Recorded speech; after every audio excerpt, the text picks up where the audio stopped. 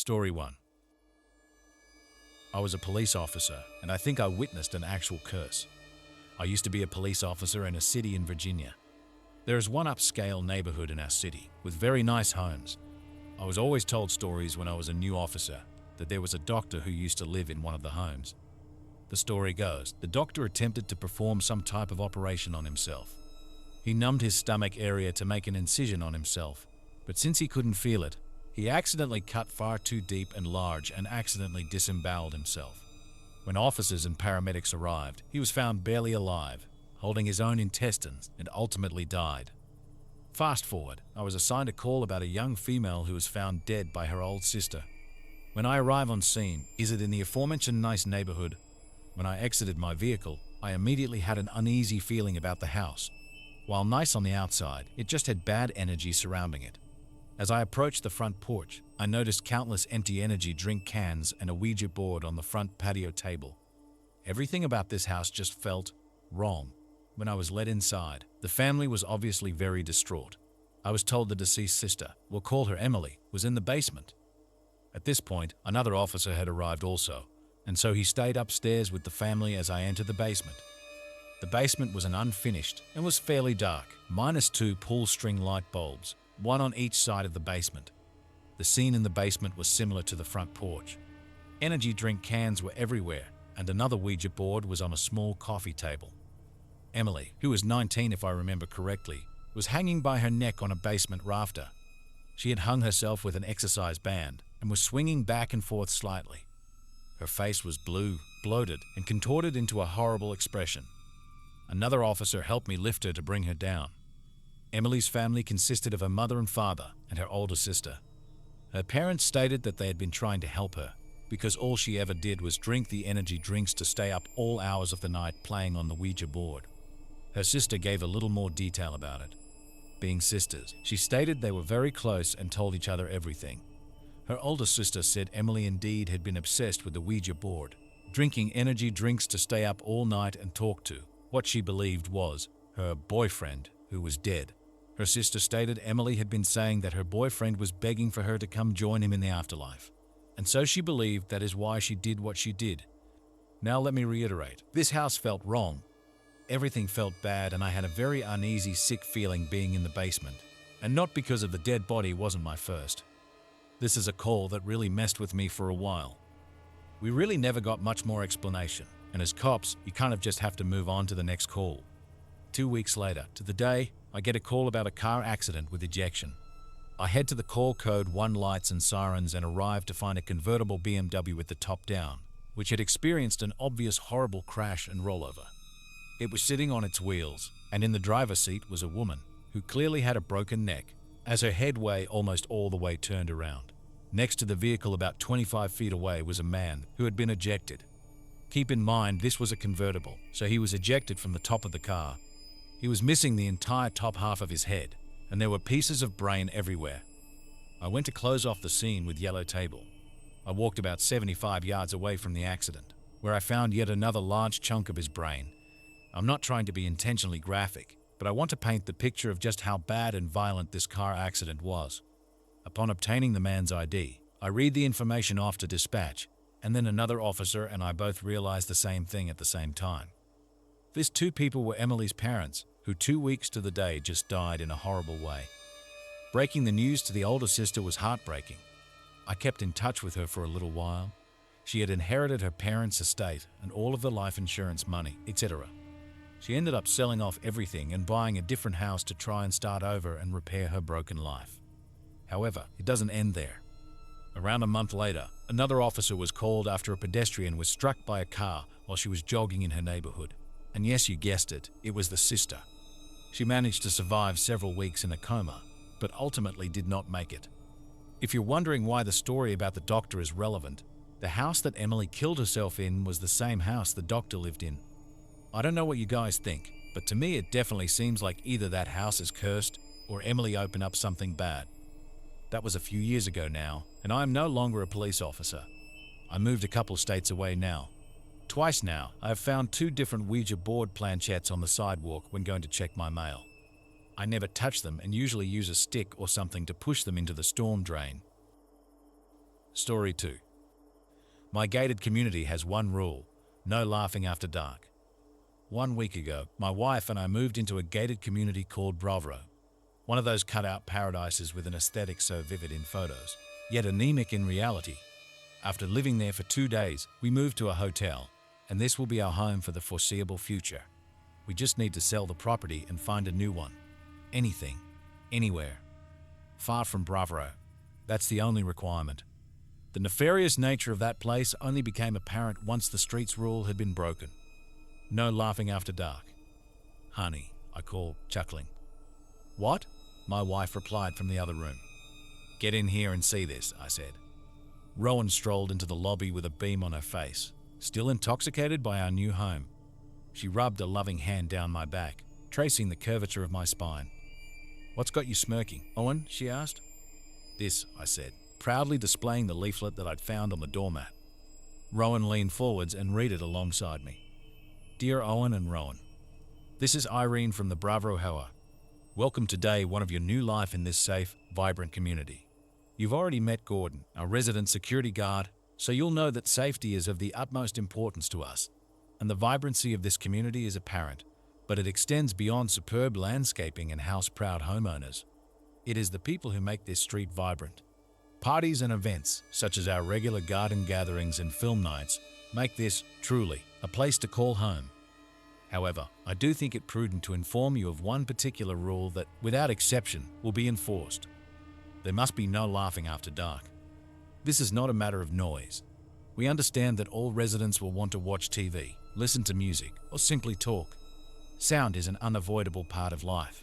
But laughter between sunset and sunrise is strictly prohibited in Bravo. What constitutes as after dark? There is no specific time at which laughter must cease. After all, the sun sets around 4 o'clock in winter and nearly 10 o'clock at the height of summer. Moreover, there is a window of murkiness between day and night. I understand that this may confuse you. You might be wondering when to keep quiet. If you want my advice, Mr. and Mrs. Neville, I would suggest that you not risk laughing once the day's light starts to fade, once the sun begins to creep close to the horizon. For this is not a rule enforced in a black and white manner. It is not even a rule enforced by the Hoa. Aside from that, there really is nothing to bear in mind. I do not run an oppressive association. You've already read and signed the contract. You know how we operate. Grow your hedges as tall as you wish. Paint your front door a garish color. Walk the streets after midnight, if that pleases you. Just do not laugh after dark. I told you I didn't want to live with rich people. They're unhinged, my wife said. No laughing after dark. What sort of dystopian nonsense is that? I hate moving. There's always something the estate agent fails to mention. Some catch with every too good to be true property, I sighed. Sure. There was the broken dishwasher in the first place, the busted taps in the second place, the oven that fell loose in the third place. Issues that the agents and homeowners should have mentioned, Rowan said. But I thought we were past all of that, Owen. I thought buying a house at such a sickening price meant that we'd be able to forego absurd problems. I know, I nodded. And this is worse than any of the issues in our old houses because we won't even be able to fix the problem, Rowan pointed out. Of course we will. We shall become joyless husks, my dear wife, I sarcastically teased, maintaining a straight face as I embraced her. For there is no laughter in Bravo. This is a place of principles, of sincerity, I say. Go forth, my wench, and prepare me a sandwich in the kitchen. My wife offered a blank face. Actually, I don't know why I was worrying. There's no chance of laughing with you around. I could tell by the look on her lips that Rowan wanted to chortle, so did I. But in spite of our sarcastic responses to the letter, my wife and I were still drawn to the setting sun beyond the window, and I knew we were thinking the same thing. It would be moronic not to follow the rule for the first night, at least. I sensed that Rowan felt just as uneasy as me, felt as if this were more than Hoa authoritarianism. Given how lax they seemed on all other fronts, the one rule was unsettling. Why laughter? Why that sound above all others? The sound of joy itself. I was too tired to unpack the baffling contents of the letter, so I decided I would discuss it with the head of the Hoa in the morning. I rang as soon as I woke up. Owen Neville, so wonderful to receive a call from you, Irene heartily laughed. How was your first night in Bravo? It was good, I uncertainly replied. Irene, I'm calling you about the welcome letter. Ah, I see. Did everything make sense? She asked warmly, yet obliviously. I frowned, before realizing the woman obviously hadn't seen my face on the other end of the phone. Well, yes and no. It was relatively straightforward. There wasn't much to digest. But one thing befuddled the two of us, the rule about laughter. Irene did not pause, and her bubbly tone did not falter. Yes, no laughing after dark. I did explain how to interpret that. There is no exact cut-off point. No moment at which day becomes night. Do you understand? I sighed. It's not about that, Irene. It's about the nature of the restriction itself. Does it not seem a little totalitarian to you? I'd understand a rule such as no noise after 11 in the evening. But a rule about not laughing after dark is so oddly specific, and it doesn't seem warranted. I don't see why laughing would ever be worse than other noises that neighbors could make. I paused, but Irene said nothing, so I continued. Plus, as you mentioned in the letter, the sun sets early in winter. Are you seriously suggesting that, on Christmas Day, to give an example, Rowan and I wouldn't be able to have a joyous time with our family after, say, 3 or 4 in the afternoon? Not at all, Mr. Neville. Be as joyous as you want. Throughout the year, Irene gasped, as if horrified that I would suggest something so preposterous. I'm only saying that you wouldn't be able to laugh after dark. Not until the sun rises once more. I grumbled. I have to say I'm more than frustrated to be learning of this rule after finalizing the contract. Did you not talk to the letting agent about Bravos Hoa before purchasing the property, Mr. Neville? Irene asked. Yes, I spat. I signed your association's agreement, and there was no mention of this rule. I know that because I read it again this morning. So, this isn't legally enforceable. You're absolutely right, Mr. Neville. It isn't legally enforceable, Irene said. I huffed irritably. Right, so, did I mention anything about a possible breach of our contract? Irene interrupted. Did I mention anything about the consequence of breaking the rule? Did I mention, for example, anything about seizing the property, should you not comply? Well, no, I said. But what's the point of making a rule that you wouldn't be able to enforce? As I mentioned in the letter, Mr. Neville, I'm not the one who enforces it, Irene replied, before lowering her volume. The Hoa didn't make the rule. We simply inform. I see, I muttered through clenched teeth, tiring of the cheery busybody. So, what would be the consequence of my wife or I deciding to laugh after dark? For the first time in our entire conversation, Irene fell silent, hesitated for a moment. Longer than a moment, in fact, it was her only sign of humanity throughout the call. The only sign that she was more than a pre-programmed series of chipper, dismissive statements. This is a spectacular neighborhood, Mr. Neville, Irene solemnly said. The 50 residents of Bravo lead happy lives, and I hope you and Rowan join them. I truly do, but we have all had to sacrifice something for such peace. Such security from the outside world, and that something is laughter, Mr. Neville. Only during those dark hours of the day.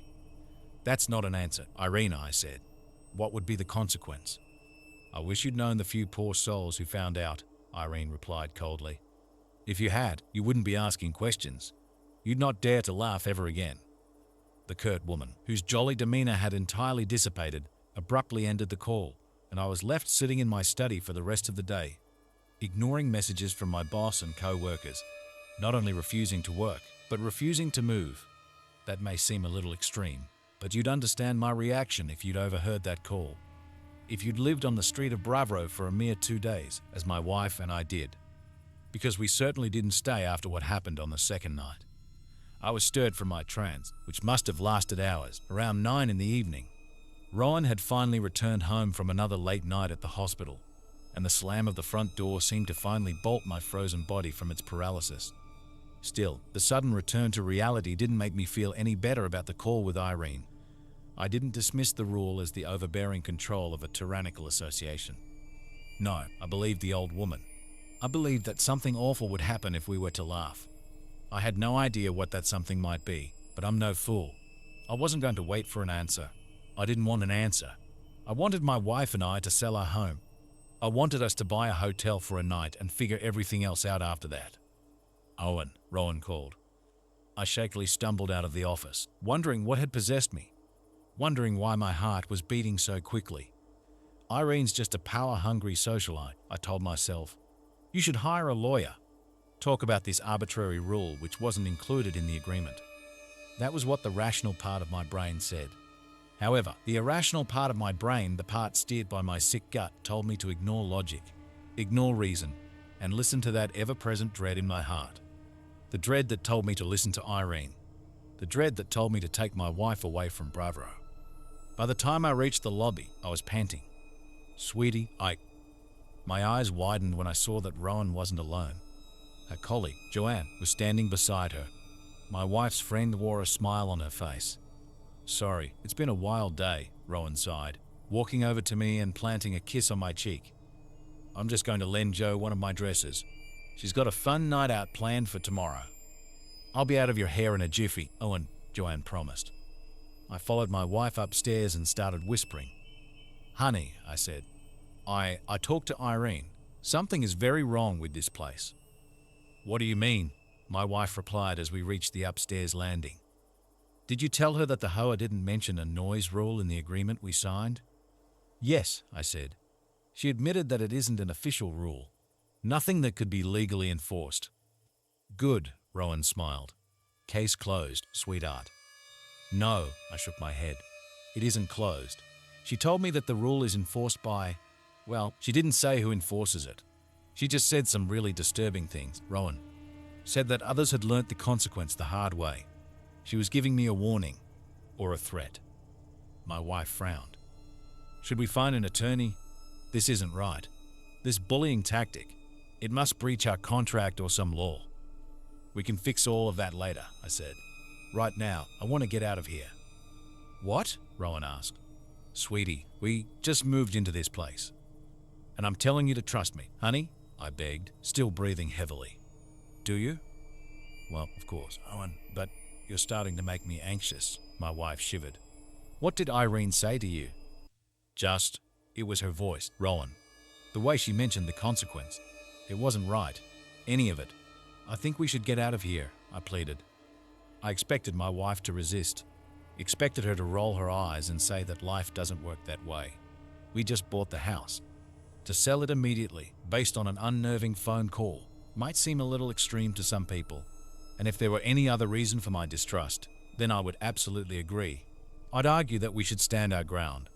Hire that attorney, laugh for hours in the comfort of our own home, simply to spite the maniacs in charge. But I believed that woman, and Rowan clearly believed me. Okay, my wife nodded. I'll fetch that dress for Joanne, then we'll go to the hotel.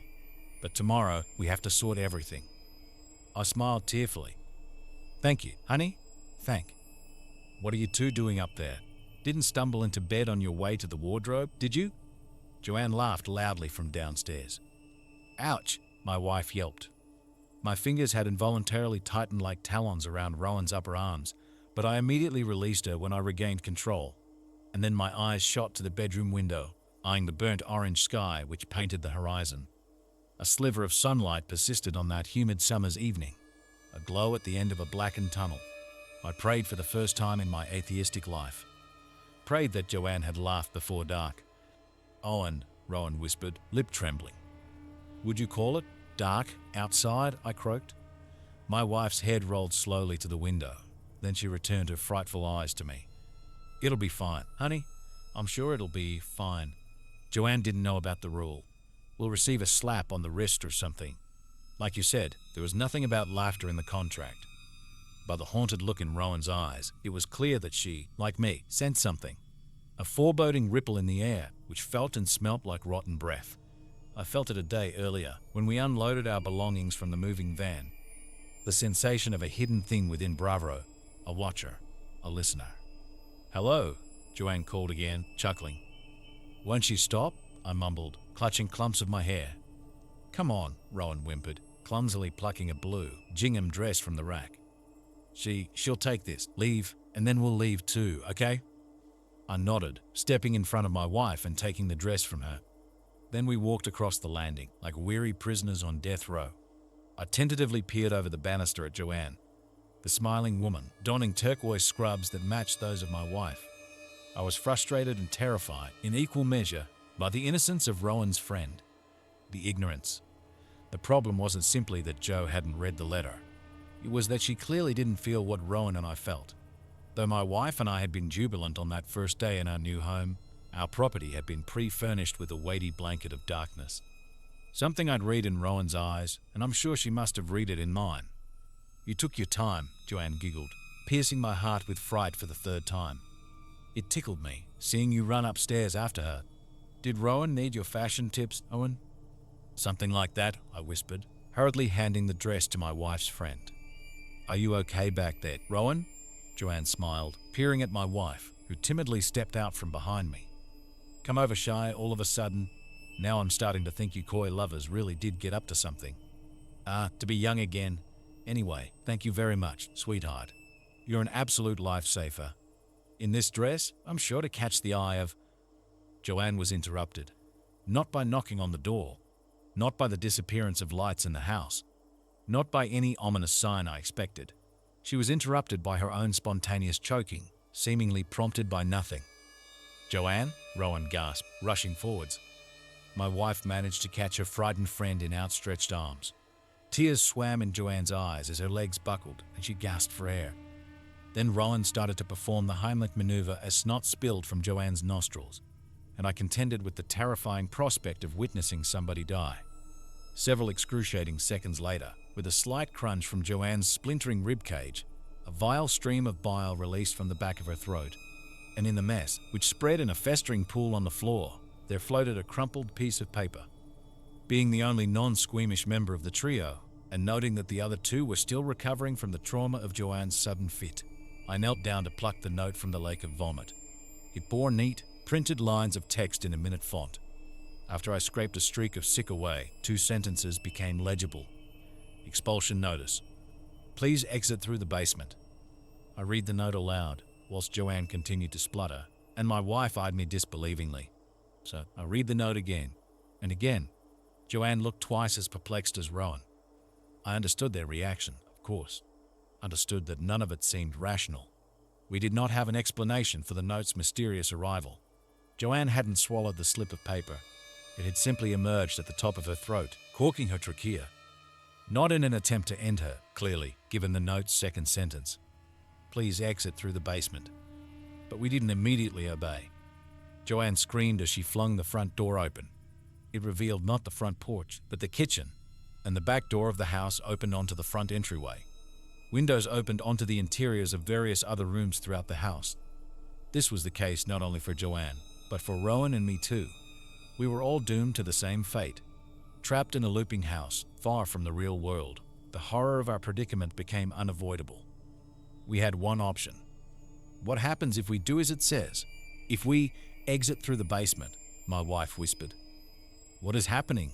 Joanne wailed, barely registering anything. I shakily answered. You laughed, Joanne. What? What are you saying?